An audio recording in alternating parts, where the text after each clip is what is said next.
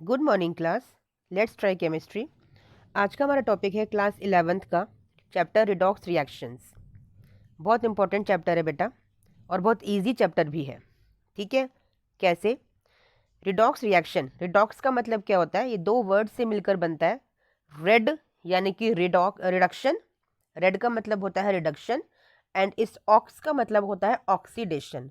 क्या कहने का मतलब है कि जिस एक ही रिएक्शन के अंदर, ठीक है, एक ऐसी रिएक्शन जिसके अंदर रिडक्शन भी होता है और ऑक्सीडेशन भी होता है, उसी को रिडॉक्स रिएक्शन कहा जाता है। ठीक है, जिस रिएक्शन के अंदर रिडक्शन भी होता है ऑक्सीडेशन भी होता है उसे रिडॉक्स रिएक्शन कहा जाता है। ठीक है, अब रिडक्शन और ऑक्सीडेशन होता क्या है?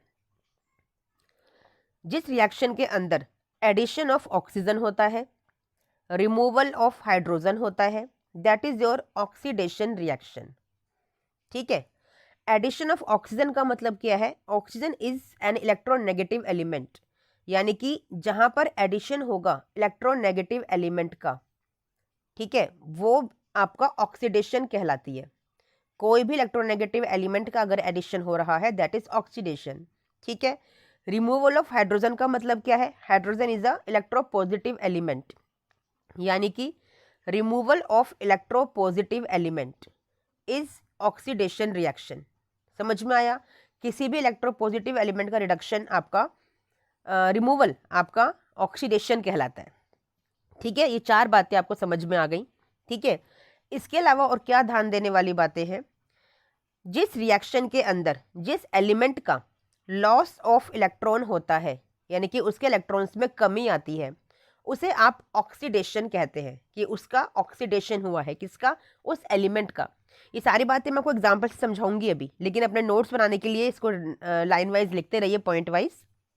ठीक है, इतना आपको समझ में आ गया। अब जिसका ऑक्सीडेशन होता है ना, पता है वो खुद क्या होता है? वो खुद एक रिड्यूसिंग एजेंट होता है। क्या होता है? वो खुद खुद एक रिड्यूसिंग एजेंट होता है। बस ये आपको 6 बातें याद रखनी है ऑक्सीडेशन के बारे में। आपका कोई भी क्वेश्चन गलत नहीं होगा। इसी का रिवर्स कर दीजिए रिडक्शन के लिए। क्या? जिसमें आपका एडिशन ऑफ हाइड्रोजन होता है, यानी कि एडिशन ऑफ इलेक्ट्रोपॉजिटिव एलिमेंट। जिसमें रिमूवल ऑफ ऑक्सीडेशन होता है, यानी कि रिमूवल ऑफ इलेक्ट्रोनेगेटिव एलिमेंट। जिसमें आपका गेन ऑफ इलेक्ट्रॉन होता है। ठीक है, और क्योंकि सब रिडक्शन है तो रिडक्शन यानी कि जो खुद एक ऑक्सीडाइजिंग एजेंट है, यानी कि जिसका रिडक्शन होगा वो खुद क्या होगा? वो खुद एक ऑक्सीडाइजिंग एजेंट होगा। समझ में आ गया सबको? चलिए अब चलते हैं रिएक्शंस की तरफ। देखिए, बड़ी सिंपल सी रिएक्शन है, क्लास 10th में आपने सीखी थी। Magnesium plus oxygen gives you magnesium oxide. ठीक है, अभी आपको कुछ रूल्स पता चलेंगे यहाँ पे। ठीक है, सबसे पहले देखो यहाँ पे एडिशन ऑफ ऑक्सीजन हो रहा है, तो इट मीन्स ये रिएक्शन आपको क्या है, क्या दिख रही है? ऑक्सीडेशन दिख रही है। ये रिएक्शन क्या है? ऑक्सीडेशन रिएक्शन है, और यही आपको सिखाया गया था 10th क्लास में भी, है ना। सल्फर में देखिए ऑक्सीजन का एडिशन हो रहा है, तो क्या दिख रहा है आपको? कि ये ऑक्सीडेशन रिएक्शन हो रही है। ठीक है, किस में ऑक्सीजन का एडिशन हुआ है? सल्फर में एडिशन हुआ है, यानी कि सल्फर क्या है यहाँ पे? जिसका ऑक्सीडेशन हुआ है। सिमिलरली मैग्नीशियम का क्या हुआ है? ऑक्सीडेशन, यानी कि जिसके अंदर ऑक्सीजन का एडिशन होता है उसका ऑक्सीडेशन होता है। ऑक्सीडेशन यानी कि ऑक्सीजन का एडिशन। समझ में आया? ठीक है, इतना आपको समझ में आ गया। ठीक है, और एग्जाम्पल्स देख लेते हैं।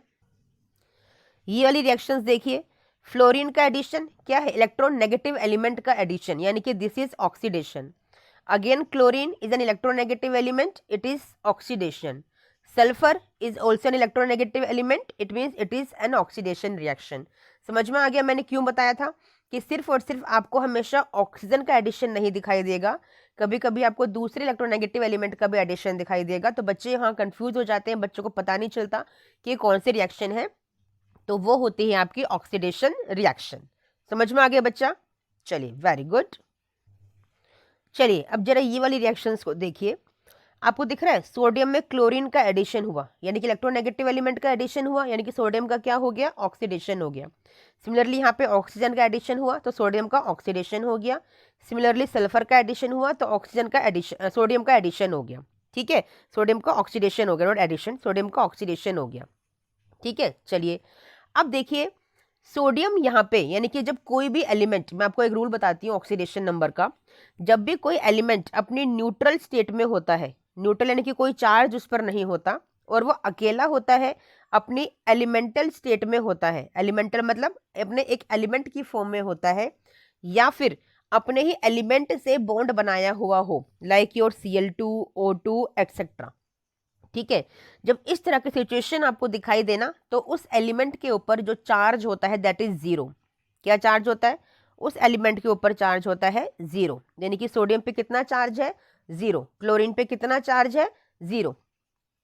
ठीक है, अब देखिए यहाँ पे सोडियम क्लोराइड है, आपको पता है सोडियम के पास 11 इलेक्ट्रॉन्स होते हैं, atomic number is 11, configuration is 281, तो इसके पास 1 इलेक्ट्रॉन एक्स्ट्रा है, it means it has to donate its 1 electron that is extra.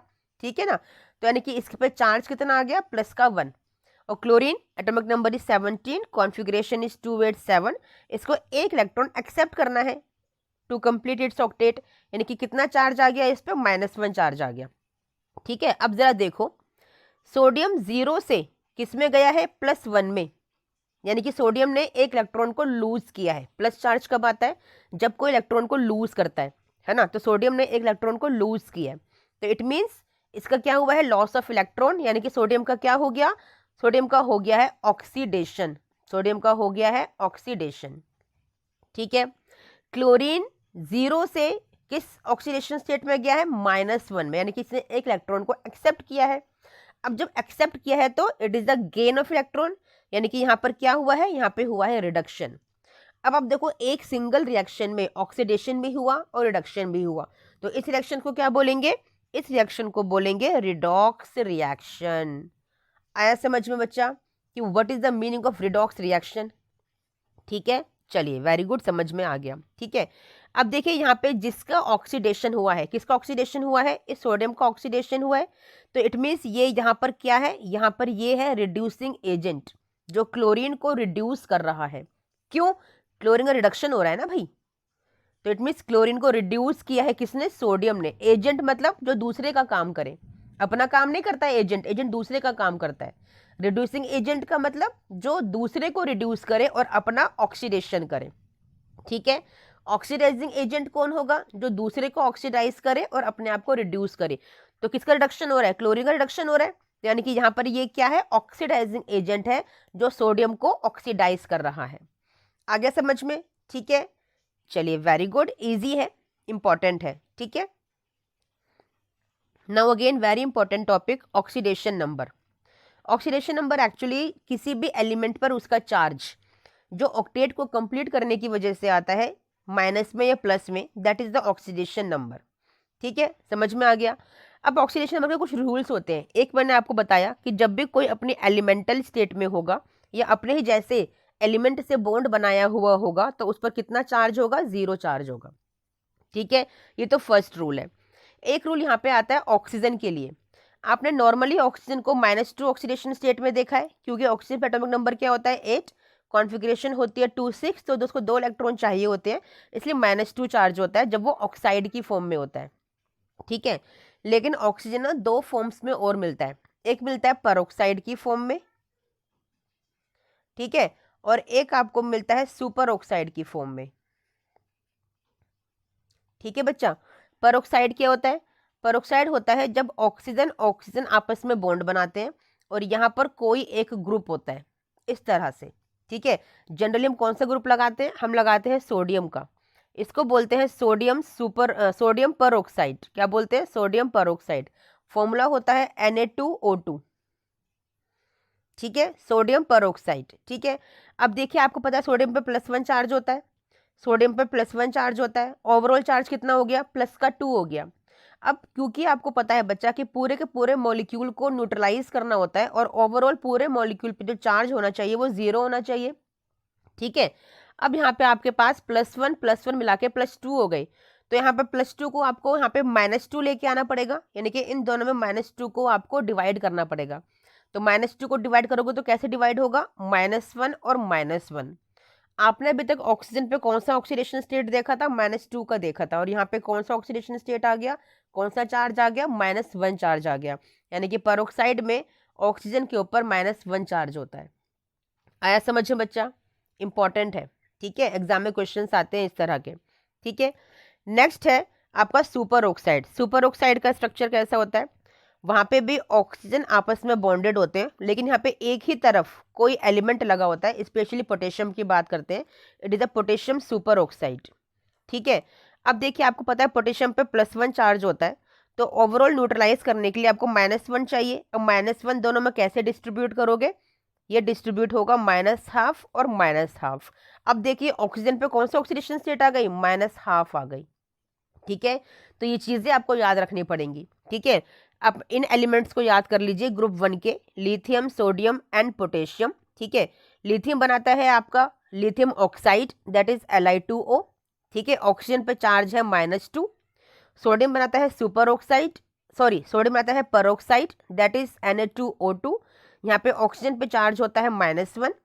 Potassium बनाता है आपका super oxide, that is KO2, यहाँ पे ऑक्सीजन पे चार्ज होता है -½ तो आपको एक ही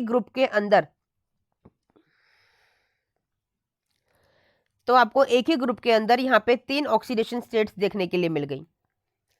आया समझ में बच्चा? किसकी? ऑक्सीजन की, ओके, इंपॉर्टेंट है। एक रूल और आता है आपका हाइड्रोजन के लिए, वो क्या? आपने हाइड्रोजन पे नॉर्मली हमेशा क्या ऑक्सीडेशन स्टेट देखी है, क्या चार्ज देखा है? ऑलवेज +1 चार्ज देखा है। क्यों? क्योंकि हाइड्रोजन के पास एक ही इलेक्ट्रॉन होता है, तो वो इलेक्ट्रॉन शेयर करता है या एक इलेक्ट्रॉन डोनेट करता है। +1 से ज़्यादा वो कोई चार्ज लेके नहीं आ सकता, एक ही इलेक्ट्रॉन देने के लिए है, इससे ज़्यादा वो दे ही नहीं सकता, ठीक है ना।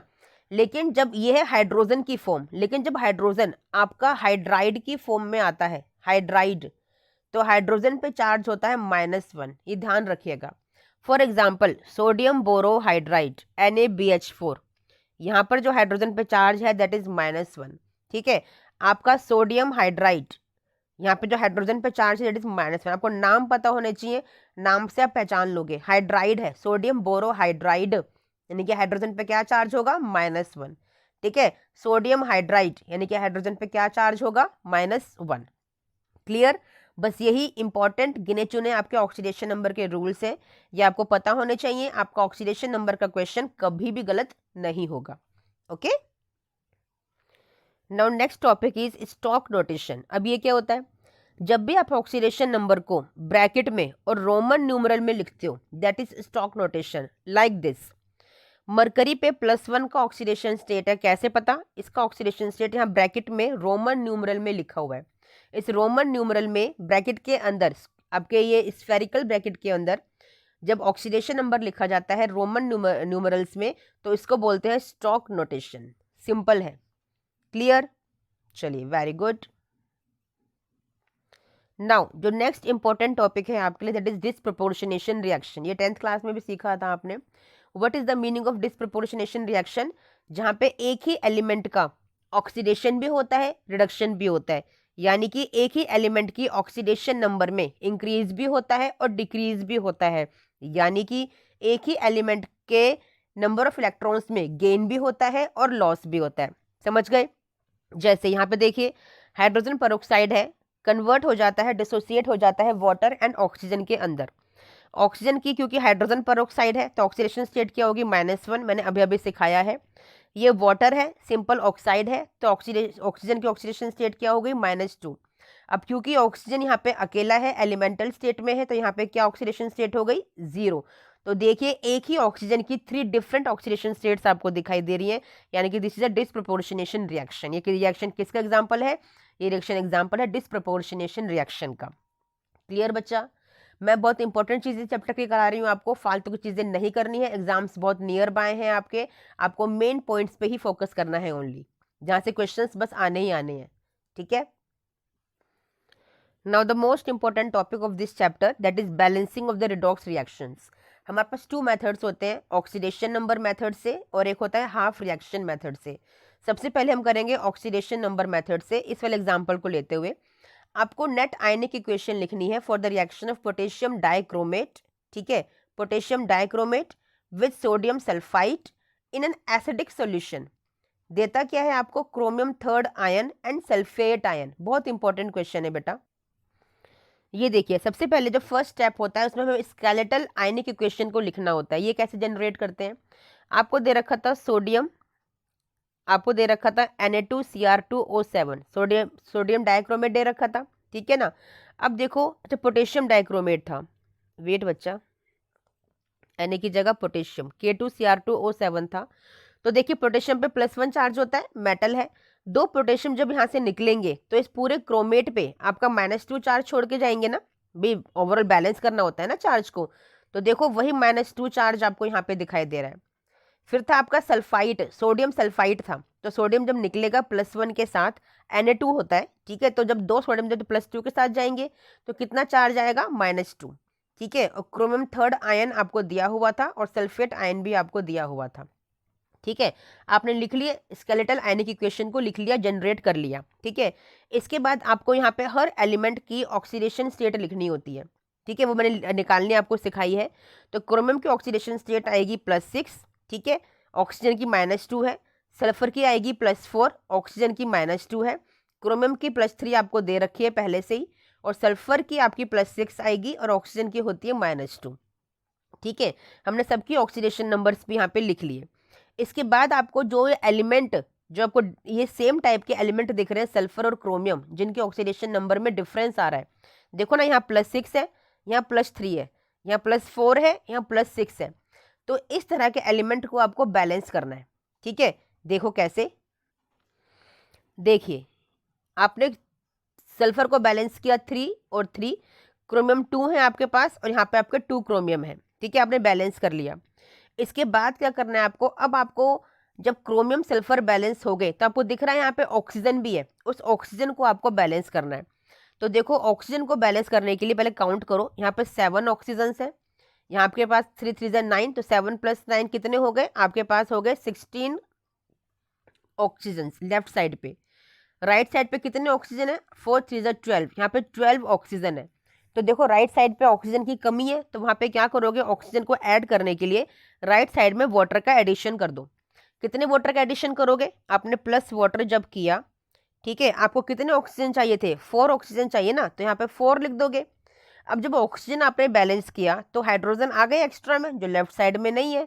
तो कितना हाइड्रोजन है आपके, 4 2 8, तो लेफ्ट साइड में क्या करोगे आप 8H+ को ऐड कर दोगे।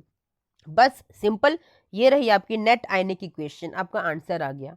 Everything is balanced. आप चाहो तो चार्ज को भी देख सकते हो, charge is already and also balanced. समझ में आया बच्चा, बस 4-5 स्टेप में ये रिएक्शन कंप्लीट होनी थी। फर्स्ट स्टेप में आपको आयनिक इक्वेशन लिखनी थी, सेकंड स्टेप में आपको हर एलिमेंट का ऑक्सीडेशन नंबर लिखना था, थर्ड स्टेप में जिन एलिमेंट्स का ऑक्सीडेशन नंबर डिफरेंट है left and right hand side पे, उन एलिमेंट्स को आपको बैलेंस करना है।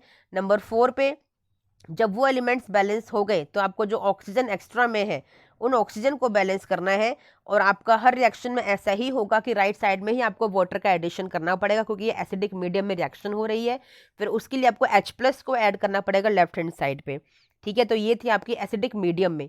बेसिक मीडियम में क्या होगा, नेचुरली वाटर आपका लेफ्ट साइड पे ऐड होगा और OH नेगेटिव आयंस आपके ऐड होंगे राइट हैंड साइड पे। समझ में आ गया, वेरी गुड, इंपॉर्टेंट था ये।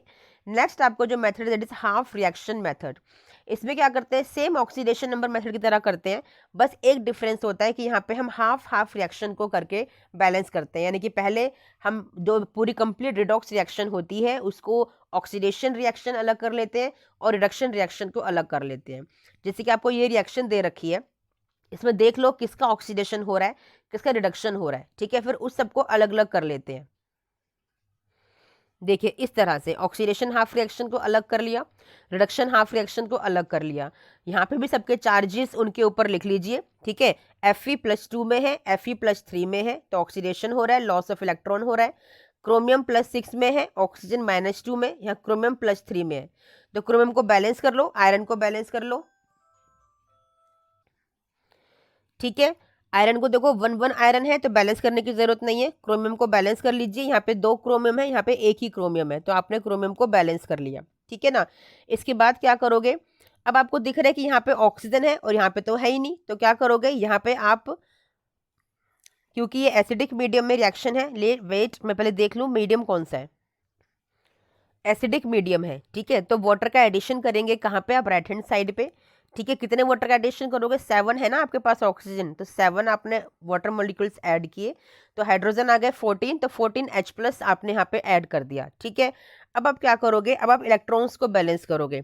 देखो यहाँ पे पहले फर्स्ट रिएक्शन देख लो ऑक्सीडेशन वाली, यहाँ +2 थे, यहाँ +3 थे, तो एक इलेक्ट्रॉन की कमी है राइट साइड में, तो आपने एक इलेक्ट्रॉन को ऐड कर लिया। रिएक्शन इज बैलेंस्ड, क्योंकि आपके एलिमेंट तो बैलेंस थे, इलेक्ट्रॉन्स बैलेंस नहीं थे, आपने इलेक्ट्रॉन्स को बैलेंस कर लिया। ठीक है, सेकंड रिएक्शन पे आ जाओ, रिडक्शन रिएक्शन पे आपने एलिमेंट्स को बैलेंस कर लिया है। ठीक है, अब देखो यहाँ पे चार्जेस को आपको बैलेंस करना है। यहाँ देखिए आपके पास -2 है और यहाँ पे 14H+ है, यानी कि टोटल 12 इलेक्ट्रॉन्स आपके पास यहाँ पर है। ठीक है, यहाँ पे देखिए आपके पास 6 इलेक्ट्रॉन्स प्रेजेंट हैं। ठीक है, यहाँ पे 6 इलेक्ट्रॉन्स हैं आपके प्लस में, और यहाँ पे 12 इलेक्ट्रॉन्स हैं प्लस में, और यहाँ पे 6 इलेक्ट्रॉन्स हैं प्लस में। यहाँ पे इलेक्ट्रॉन ज़्यादा है आपके पास, तो बैलेंस करने के लिए क्या करोगे, 6 इलेक्ट्रॉन्स को ऐड कर दो, जिससे वो आपके माइनस में चले जाएंगे। तो 6 इलेक्ट्रॉन्स आपके बैलेंस हो गए। ठीक है ना, अब जब इलेक्ट्रॉन बैलेंस हो गए तो देखो यहाँ पे तो एक ही इलेक्ट्रॉन है, यहाँ पे 6 इलेक्ट्रॉन्स हैं, तो क्या करोगे, इस रिएक्शन को 6 से मल्टीप्लाई कर दोगे बच्चा। ये रहा 6 से इसको मल्टीप्लाई कर दिया। ठीक है, इसके बाद इन दोनों रिएक्शंस को ऐड कर दो, क्योंकि हमने अलग अलग इनको बैलेंस कर लिया है, और ऐड करने के बाद हमारा आंसर आ गया। This is our answer. ठीक है, इलेक्ट्रॉन्स तो कैंसिल हो जाएंगे, 6 इलेक्ट्रॉन तो कैंसिल हो गए आपस में। ठीक है, और पूरी की पूरी नेट आयनिक इक्वेशन ये रही आपकी, दैट इज एलिमेंट के हिसाब से भी बैलेंस्ड है और आपका इलेक्ट्रॉन्स के हिसाब से भी बैलेंस्ड है। तो इस तरह से हम निकालते हैं हाफ रिएक्शन मेथड को यूज़ करके। ये थोड़ा लेंदी मेथड है बच्चा, ऑक्सीडेशन वाला थोड़ा सा इजी मेथड पड़ता है, आपका शॉर्ट भी होता है, जल्दी से 4-5 स्टेप में कंप्लीट हो जाता है। इसे करने के लिए एटलीस्ट 8 से 10 स्टेप हमें फॉलो करने पड़ते हैं, क्योंकि हर रिएक्शन को अलग अलग, हर तरह से, मतलब हर मेथड हर रिएक्शन में अलग अलग लगाना पड़ता है। ठीक है, बट कोई बात नहीं, ये भी इंपॉर्टेंट है एग्जाम पॉइंट ऑफ व्यू से। ठीक है, चलिए इस चैप्टर की इंपॉर्टेंट चीज़ें, जो इंपॉर्टेंट टॉपिक्स थे वो मैंने कवर कर दिए हैं बच्चा। इसके अलावा कुछ और जानने की अगर आपको ज़रूरत है, इच्छा है, तो मुझे कमेंट ज़रूर कीजिएगा आप, मैं आपकी क्वेरीज को सॉल्व करूंगी, आपके लिए सेपरेट वीडियो बना दूंगी। ठीक है, लेकिन एग्जाम पॉइंट ऑफ व्यू से जो भी इंपॉर्टेंट टॉपिक्स थे, कॉन्सेप्ट से, मैंने सारे इस वीडियो के अंदर कवर कर दिए हैं आप लोगों के लिए। ठीक है, चलिए मिलते हैं नेक्स्ट वीडियो में, टिल देन थैंक यू बच्चा, बाय।